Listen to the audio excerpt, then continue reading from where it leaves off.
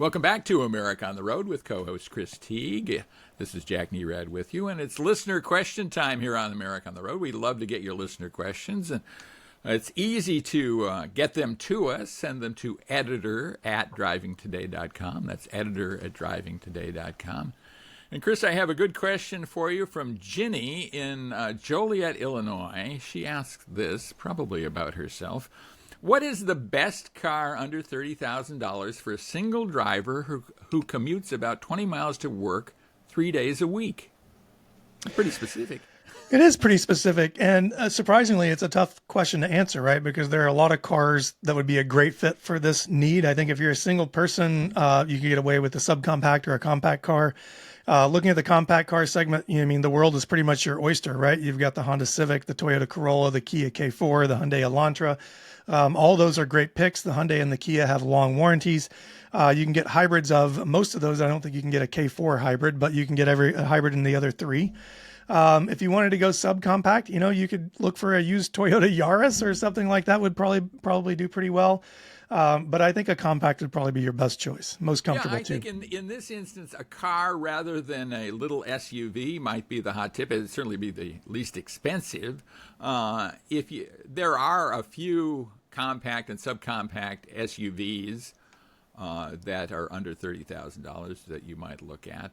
I guess maybe the least expensive is Chevy Trax that a lot of people seem to like. I haven't tested one in a long time, but seems to have some value. So those are vehicles to look at. What's your take on a smaller SUV as opposed to a sedan? I think it could be a good deal. You mentioned the Chevy Trax is a good deal. The Chevy Trailblazer, I think, also falls under that mark. The Buick it's not the Invista, it's the newest one. I forget the name of it now. It's right on the tip of my tongue, but Buick has a couple of models on the lower end there too. So it's really up to you. All-wheel drive, if you get that, will suck your fuel economy, although I don't think you can get that in the Trax. So I agree. Yeah. Well, a lot to like there, and there still are happily some vehicles under $30,000. It's hard to imagine that under 30 is inexpensive these days, but that's what we're looking at here. So I think good advice, and that essentially wraps up our show for this week. Before we go, I'd like to mention that as a Christmas gift to all our listeners, I'm giving away a copy of the GR Factor. I think Chris has read the GR Factor and lives it every day. Or at least has paid attention to it. I appreciate that. If you want to get a copy, just send an email to editor@drivingtoday.com, and the good folks at EM Lancy will get a copy out to you. If you like our show, please pass it on. Listen on this radio station each week. Let your friends know where you hear America on the Road, and we're available in a bunch of different areas too, aren't we, Chris?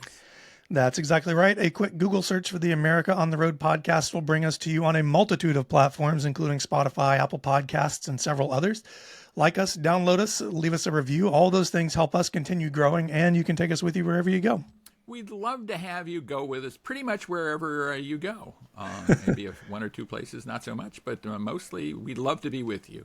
And we love the fact you listen to us. Our thanks to our Sports Byline Network stations for carrying America on the Road. We do appreciate that very much. We love terrestrial radio. And most of all, thanks to you for listening. We know you have a lot of choices, so the fact that you're listening to America on the Road right now honors us. We feel good about that. And thanks so much. Join us again next time for another edition of America on the Road.